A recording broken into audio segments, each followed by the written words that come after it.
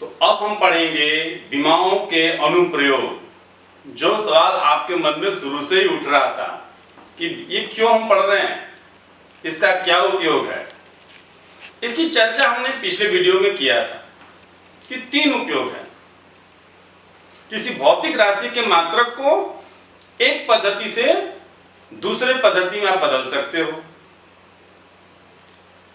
किसी समीकरण के बीमीय संतुलन की जांच कर सकते हो। तीसरा, भिन्न भिन्न भौतिक राशियों में संबंध स्थापित कर सकते हो। तो 3 उपयोग हैं। अब यह जरूरी नहीं कि पहला वाला पहले नंबर पे ही पढ़ेंगे, चाहे दूसरे नंबर पे, आप किसी को भी पहले पढ़ सकते हो। तो आज की वीडियो में हम बीमीय संतुलन की जांच को बताएंगे। यानी कोई समीकरण दिया है तो बीमीय विधि से उसको जांच करके बताएंगे कि बीमीय संतुलन में है कि नहीं है, उसकी सत्यता की जांच करेंगे। लेकिन बीमीय संतुलन की जांच करने के बाद अगर कोई समीकरण बीमीय संतुलन में है तो सूत्र सही होगा, इसका 100% गारंटी नहीं है। जैसे गतिज ऊर्जा का सूत्र क्या होता है? 12mv²। बीमीय संतुलन से जांच करेंगे तो यह सही मिलेगा, संतुलन में होगा। लेकिन इसका भी जांच करेंगे तो यह भी सही मिलेगा। यह भी संतुलन में है, यह भी संतुलन में है, बीमीय संतुलन में है। उस हिसाब से दोनों सूत्र सही मिलेंगे। क्यों? क्योंकि बीमा में एक उसकी कह सकते हैं कि लिमिटेशन है, दोष है कि इसका कोई महत्व उसमें बीमा नहीं होता आंकिक नियतांकों का। तो इसकी गड़बड़ी का पता नहीं लग पाएगा। अगर 1/2 की जगह पे कोई 1/3 लिख दिया हो, नहीं लिखा हो, तो इस गड़बड़ी का पता नहीं चल पाएगा। यानी आंकिक नियतांक में कोई गलती हुआ हो तो वो बीमा का उपयोग करके उसका हम लोग पता नहीं कर पाएंगे। बाकी भौतिक राशि में अगर m का घात 2 लिखा गया हो, v का घात 1 लिखा गया हो, इसमें अगर कोई गड़बड़ी होगा तो बीमीय विधि से इसको आप पकड़ लेंगे। ठीक है? तो कैसे बीमीय संतुलन की जांच, कैसे किसी समीकरण की सत्यता की जांच कैसे करते हैं? बहुत आसान है। बाएं पक्ष की विमाएं निकालेंगे, दाएं पक्ष की विमाएं निकालेंगे। अगर दोनों पक्ष की विमाएं समान है तो समीकरण बीमीय संतुलन में है। कितना आसान है। और जैसे एक उदाहरण ले लेते हैं, जड़त्व आघूर्ण का सूत्र होता है m×r²। अब इसमें सभी राशियों के बीमीय सूत्र आपको मालूम होने चाहिए। लेकिन अगर अभी शुरुआत है, हो सकता है कई राशियों के बीमीय सूत्र आपको नहीं मालूम हो, तो अभी आप घबराएंगे नहीं। अभी तो 10-20 ही राशियों के निकाले गए हैं। 20-25 राशियों के बीमीय सूत्र निकाले गए हैं पिछले वीडियो में। लेकिन आपको अगर उस राशि जो भी भौतिक राशि आ रहा है उसका सूत्र मालूम है तो उसके बीमीय सूत्र को आप निकाल लेंगे। किसी भौतिक राशि के सूत्र की सहायता से बीमीय सूत्र निकालना आप सीख लिए हैं। लेकिन फिर भी अगर कोई नया आएगा, जिसका आपको कोई ऐसी भौतिक राशि आएगा जिसका सूत्र भी आपको नहीं मालूम है, तो उसका बीमीय सूत्र हम अभी बता देंगे शुरुआत में, फिर धीरे धीरे आप सीखते चलिएगा। ठीक है? तो यहाँ आई क्या है? जड़त्व आघूर्ण है। हालांकि पिछले वीडियो में इसका निकाले थे बीमीय सूत्र, पहले हम सबका बीमीय सूत्र लिख दे रहे हैं। तो m×l², द्रव्यमान का m, त्रिज्या तो l होता है ना। देखिए बड़े ब्रैकेट में लिखना जरूरी होता है, स्क्वायर ब्रैकेट इसको कहते हैं। और अगर इसको आप एग्जाम में छोड़ देंगे तो कोई स्ट्रिक्ट एग्जामिनर होगा तो उस पर नंबर कट सकता है नंबर, यानी पूरा नंबर नहीं मिलेगा, कुछ कट जाएगा नंबर। इसका ध्यान रखेंगे, बड़ा ब्रैकेट लगा के लिखिएगा। कुछ एग्जामिनर नहीं भी नंबर काटते हैं, दे देते हैं, लेकिन आप इसका ध्यान रखेंगे कि स्क्वायर ब्रैकेट में ही बीमीय सूत्र को लिखें। ठीक है? तो अब क्या करेंगे? बाएं पक्ष की विमाएं। अब यहां तो कोई कैलकुलेशन है ही नहीं, क्या होगा? ml²। फिर दाएं पक्ष की विमाएं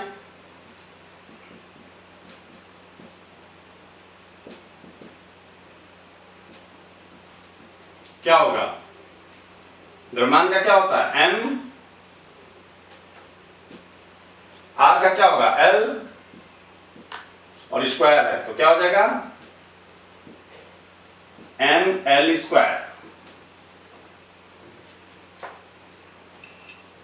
अब क्या देख रहे हैं हम लोग, समीकरण 1 और 2 से क्या निष्कर्ष निकल रहा है, बाएं पक्ष की विमाएं इक्वल टू दाएं पक्ष की विमाएं, dimension of left hand side is equal to dimension of right hand side. इसका मतलब यह समीकरण विमीय संतुलन में है, यानी विमीय दृष्टि से यह समीकरण सही है, विमीय दृष्टि से, और वास्तव में भी सही है, लेकिन हम लोग क्या कहेंगे कि यह समीकरण विमीय दृष्टि से सही है, यह संतुलित है ना।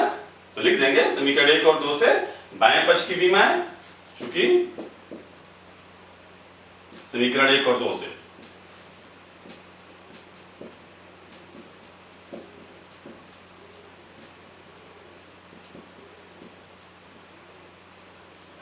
विमाएं इज इक्वल टू दाएं पक्ष की विमाएं।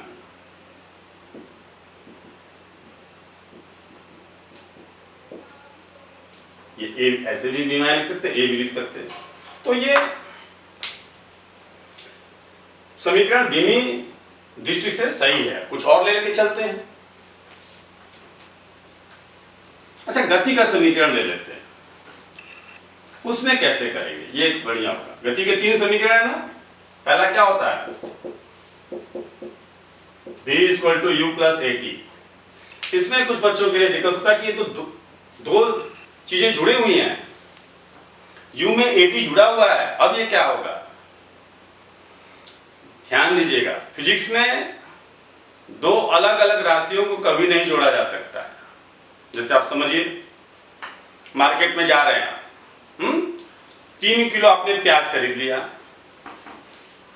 और खरीदने में 2 घंटा समय लग गया। 3 किलो प्याज खरीदा, टाइम कितना लगा, 2 घंटा। कुल कितना प्याज हुआ, 5 किलो।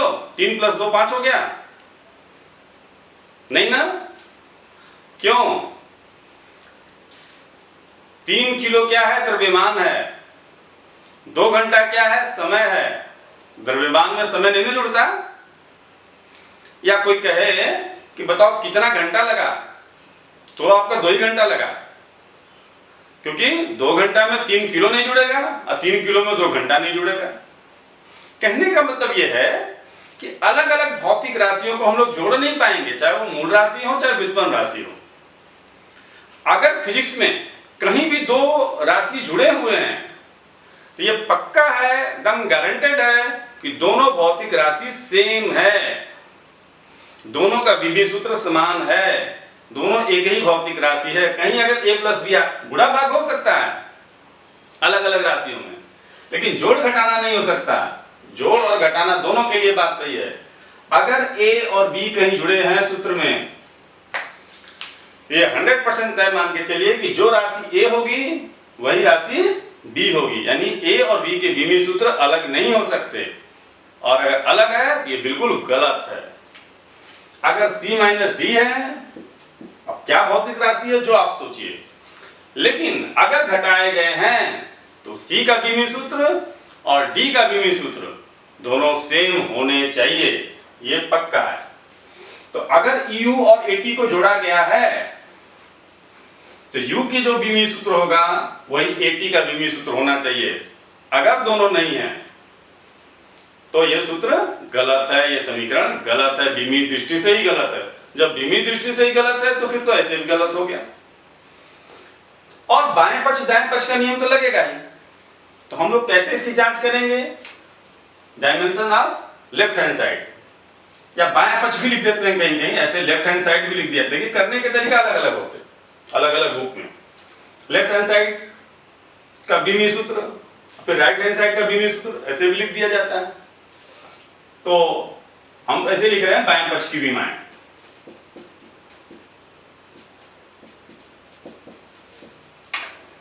कहने का मतलब ये एक बात ऐसे समझ लीजिए कि ये सूत्र सही कब होगा, ये समीकरण सही होगा अगर v का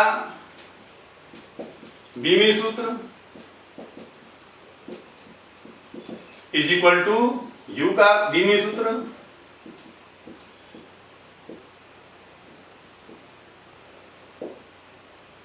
इज इक्वल टू एटी का बीमी सूत्र। अगर ये तीनों का बीमी सूत्र समान है तब तो ये समीकरण सही है। ऐसे समझिए, ये बाएं पक्ष हो गया, दाएं पक्ष में दो राशियों का योग है, तो क्या होगा भी का बीमी सूत्र?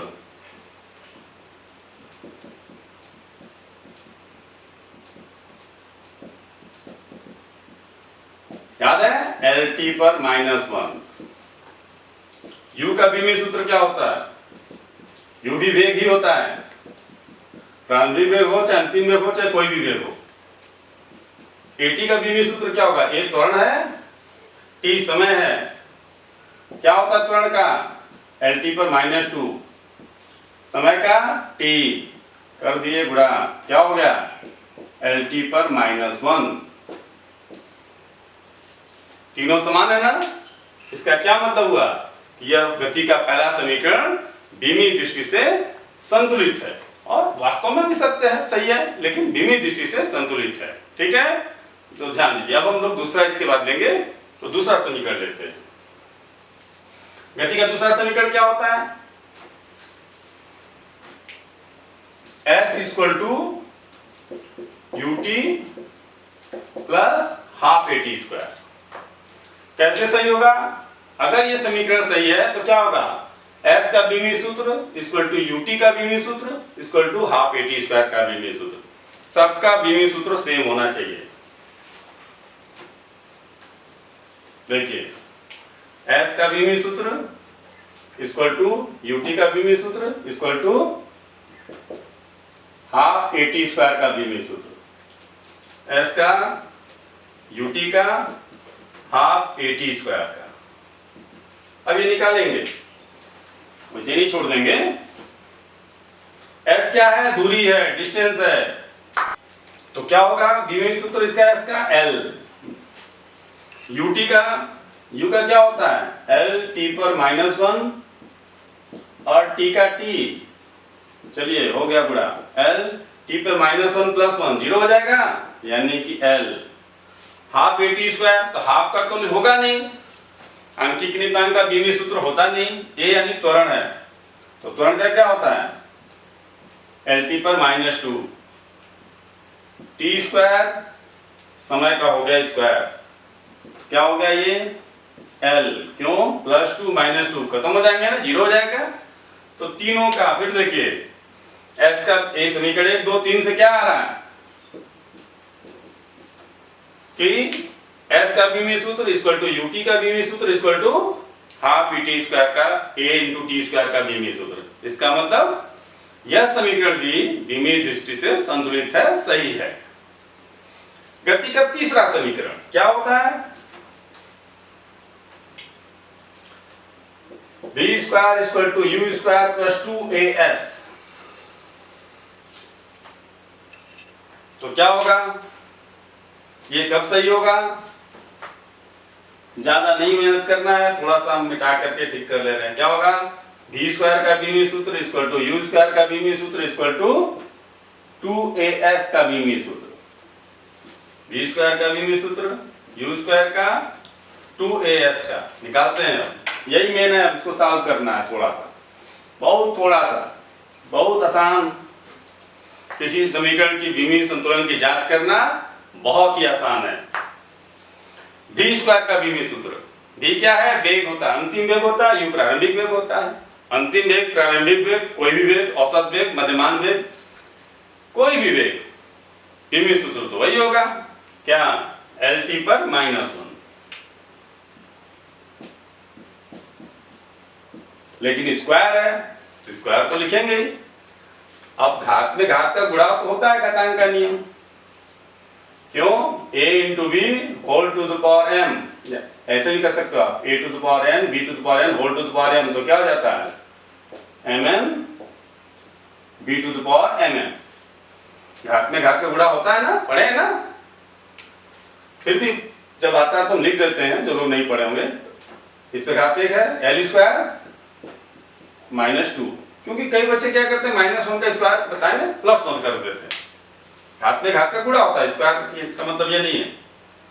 फिर देखिए यू स्क्वायर का भी सूत्र, यू भी वेगी है तो क्या आ जाएगा एल टी पर -1 whole square L square T पर -2, ले लीजिए।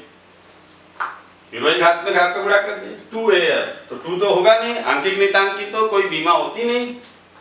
ए त्वरण है एल टी पर -2, एस दूरी है एल, क्या हो जाएगा एल से एल गुणा होगा तो क्या हो जाएगा एल स्क्वायर और टी पर -2। अब क्या पा रहे हैं समीकरण 1 को 2 और 3 से, v स्क्वायर का विमीय सूत्र इक्वल टू u स्क्वायर का विमीय सूत्र इक्वल टू 2as का विमीय सूत्र। इसका मतलब यह तीसरा समीकरण भी विमीय दृष्टि से सही है और वास्तव में भी सही है, लेकिन यहाँ 2 हट भी जाएगा तो भी विमीय दृष्टि से सही होगा, तो लेकिन वास्तव में सही नहीं होगा। तो विमीय दृष्टि से सही होने का मतलब यह 100% तय नहीं है कि वो सूत्र सही ही होगा, लेकिन भौतिक राशियों में कोई गलती नहीं है, आंकिक नियतांक में कुछ गड़बड़ होने से वो पकड़ नहीं पाएगा। ये बीमा की ये थोड़ी सी कह सकते हैं दोष है, जिसमें आंकिक नियतांकों में कोई गड़बड़ी हो तो वो नहीं पकड़ पाएंगे आप। कुछ और सूत्र लेते हैं, जैसे सरल लोलक के आवर्तकाल का सूत्र आप पढ़े होंगे 9th क्लास में, T = 2 पाई रूट L अपान G। यहाँ L क्या होता है धागे की लंबाई होती है, G गुरुत्वीय त्वरण होता है और T सरल लोलक का आवर्तकाल होता है।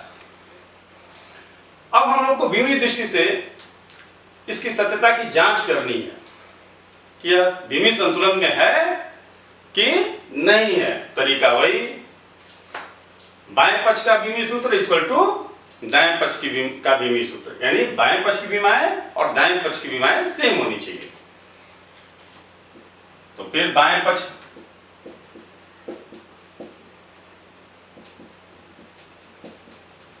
की विमाएं लिखें, क्या होंगी, टी है, टी टाइम होता है ना, टाइम का बीमा क्या होता है capital T in square bracket. फिर दाएं पक्ष की बीमाएं